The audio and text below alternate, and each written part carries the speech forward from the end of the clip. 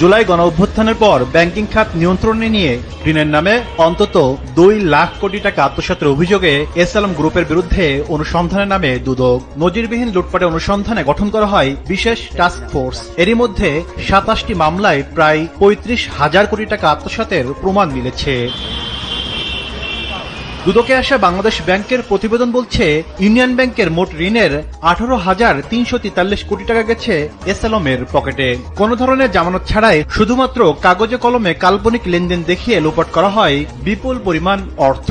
Union ব্যাংকের 18,000 কোটি টাকা আত্মসাতে যে ঘটনাটা ঘটছে সেটা হচ্ছে ভুয়া প্রতিষ্ঠান দেখিয়ে 148 কর্মকর্তা কর্মচারীর নামে বেনামে কোম্পানি খুলে এই টাকাগুলো ঋণের নামে আত্মসাৎ করা হয়েছে। দুদকের তথ্য বলছে, এই মেগালুটের নেপথ্যে ছিলেন ব্যাংকের সাবেক এমডি এবিএম মোকাম্মেল হক চৌধুরী, ওমর ফারুক সহ 148 জন, যাদের নথিপত্র চেয়ে বিভিন্ন দফতরে পাঠানো হয়েছে চিঠি।